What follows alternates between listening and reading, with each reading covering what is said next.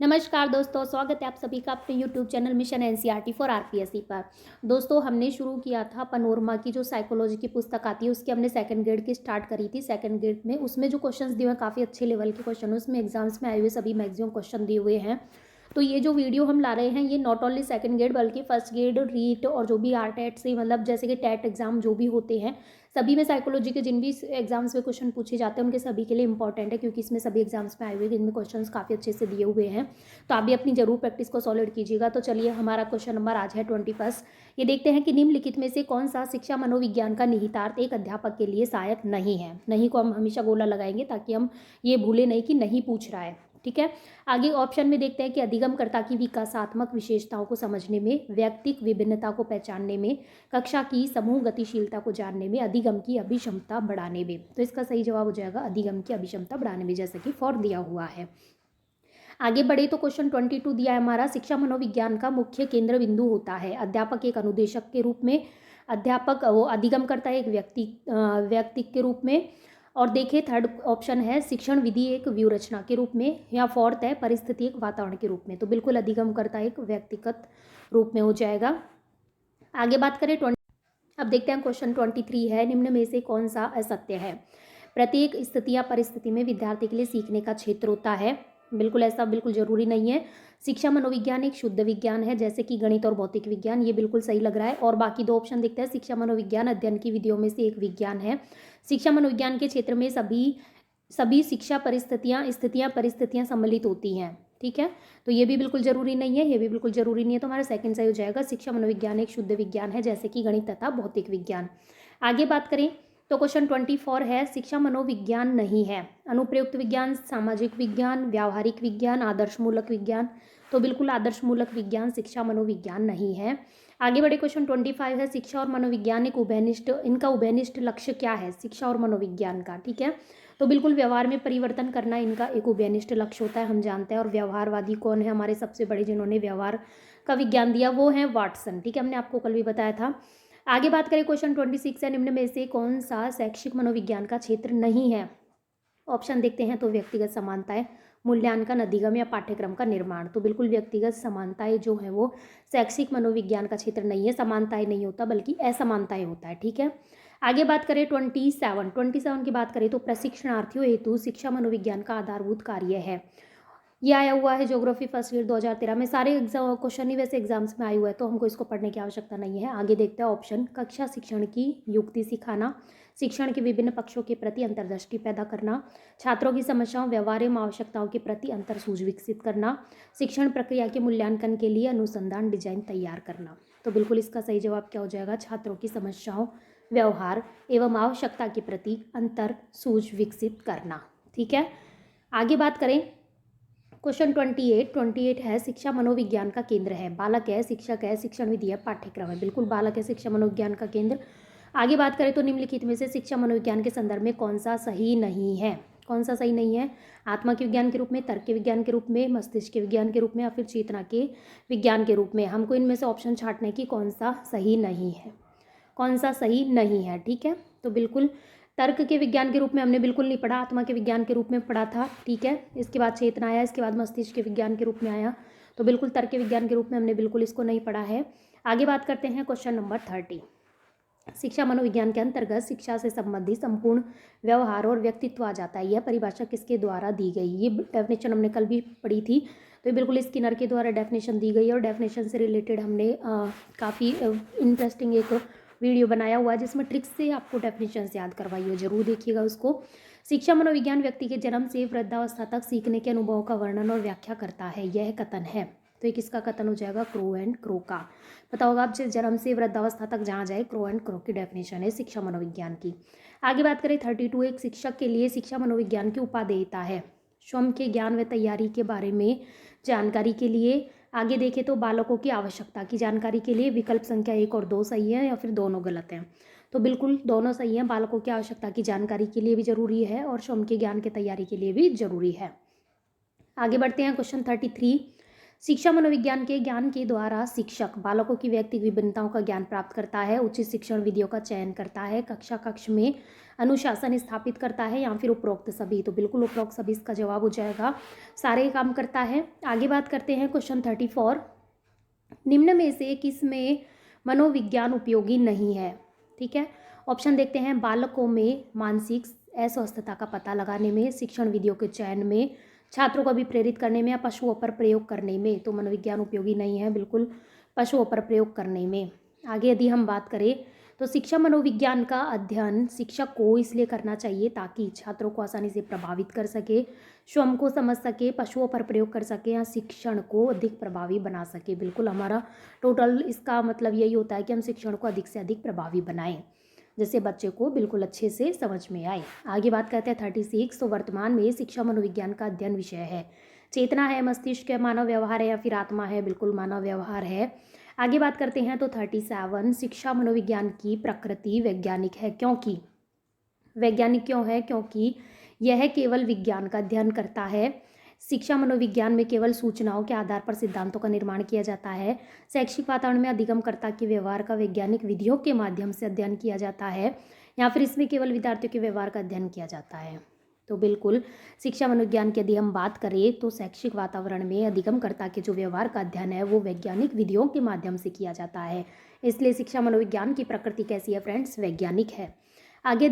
आगे है क्वेश्चन 38। मैं सबसे बड़ा ज्ञानी हूँ क्योंकि मुझे मेरे अज्ञान का ज्ञान है। यह कथन किस दार्शनिक का है? बिल्कुल बहुत फेमस है और सुकरात जी का ये कथन है। आगे यदि हम बात करें क्वेश्चन 39 की, निम्नलिखित में से कौन सा कथन सुकरात के मत को व्यक्त करता है?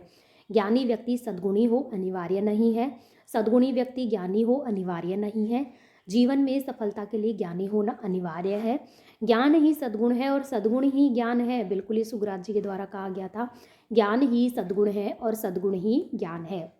ठीक है, आगे देखो इस टाइप के भी क्वेश्चन आते हैं। आगे यदि मैं बात करूँ तो मैं सोचता हूँ इसलिए मैं हूँ, यह कथन किस दार्शनिक का है? तो ये बिल्कुल देकार्ते जी का है। देकार्ते का मतलब ये डेफिनेशन या फिर इसको कहूँ कथन है कि मैं सोचता हूँ इसलिए मैं हूँ, यह किसने कहा था? देकार्ते ने। ठीक है, आगे बात करते हैं तो क्वेश्चन 41 है, शिक्षा मनोविज्ञान का संबंध है शिक्षक से, कक्ष वातावरण से, शिक्षण से, या फिर विद्यार्थी से। तो इसका यदि हम बात करें तो कौन सा सबसे अच्छा विकल्प है? सिर्फ 4 है, 1 या 4 है, 2 3 4 है, 1 2 3 4 है। ठीक है, तो शिक्षा मनोविज्ञान का संबंध शिक्षक खुद से भी है, कक्ष वातावरण से भी है, शिक्षण से भी है और विद्यार्थी से भी है। बिल्कुल सबसे है। आगे यदि हम बात करें क्वेश्चन 42, तो शिक्षा मनोविज्ञान शिक्षक को मदद करता है तो बाल विकास का ज्ञान प्राप्त करने में, बाल स्वभाव और व्यवहार जानने में, बालकों के चरित्र के लिए, या फिर उपरोक्त सभी के लिए। आगे बात करते हैं क्वेश्चन 43, निम्न में से कौन सा कथन शिक्षा मनोविज्ञान के अर्थ को सबसे अधिक सही ढंग से प्रकट करता है? ऑप्शन देखते हैं। यह व्यक्ति के मन के अध्ययन का विज्ञान है, यह व्यक्ति के अनुभवों का विज्ञान है, इसका संबंध केवल व्यक्ति की सामाजिक प्रक्रियाओं से है, यह शिक्षा को मनोवैज्ञानिक आधार प्रदान करता है। बिल्कुल शिक्षा मनोविज्ञान के अर्थ को सही ढंग से कौन सा प्रकट करेगा? शिक्षा को मनोवैज्ञानिक आधार प्रदान करता है। आगे बात करते हैं क्वेश्चन 44, वाटसन द्वारा लिखित एवं वर्ष 1925 में प्रकाशित लोकप्रिय पुस्तक है। पशु मनोविज्ञान व्यवहारवादी की दृष्टि में मनोविज्ञान व्यवहारवाद या फिर बाल मनोविज्ञान। तो व्यवहारवाद पुस्तक इन्होंने लिखी थी, हमने आपको पहले भी बताया है। आगे बात करते हैं क्वेश्चन नंबर 45, मनोविज्ञान का कौन सा संप्रदाय है जो मनोविज्ञान को विशुद्ध विज्ञान के रूप में स्थापित करने पर बल देता है? बिल्कुल व्यवहारवादी है। हमने आपको बताया था, डेफिनेशन भी दी है विशुद्ध विज्ञान के रूप में, व्यवहार के विज्ञान के रूप में किसने बोला था? वाटसन की डेफिनेशन थी। आगे बात करते हैं तो एडोलसेंस पुस्तक के लेखक कौन है? स्टेनले हॉल, हरलॉक, फ्रायड या फिर एडलर? बिल्कुल स्टेनले हॉल है। एडोलसेंस मतलब कि किशोरावस्था के बारे में जो बताया था, किसने बताया था? स्टेनले हॉल ने मोस्टली बताया था। तो एडोलसेंस नामक इन्होंने उसके ऊपर पुस्तक लिखी थी। आगे बात करते हैं संवेगात्मक बुद्धि, बुद्धि लब्धि से अधिक महत्वपूर्ण क्यों? पुस्तक के लेखक तो संवेगात्मक बुद्धि के बारे में सबसे ज़्यादा किसने बताया था? डेनियल गोलमैन ने। और इन्हीं की पुस्तक है संवेगात्मक बुद्धि, बुद्धि लब्धि से अधिक महत्वपूर्ण क्यों। इंपॉर्टेंट पुस्तक है, काफ़ी बार पूछा जा चुका है ये क्वेश्चन भी। A mind that found it self, ये भी इंपॉर्टेंट है। ठीक है, a mind that found it self नामक पुस्तक किसके द्वारा लिखी गई? तो ऑप्शन में बिल्कुल C.W. बियर्स के द्वारा लिखी गई थी। आगे बात करते हैं तो क्वेश्चन 49, शिक्षा मनोविज्ञान शिक्षक की सहायता करता है स्वयं को जानने में, छात्रों को जानने में, कक्षा की समस्याओं को जानने में, उपरोक्त सभी को जानने में सहायता करता है।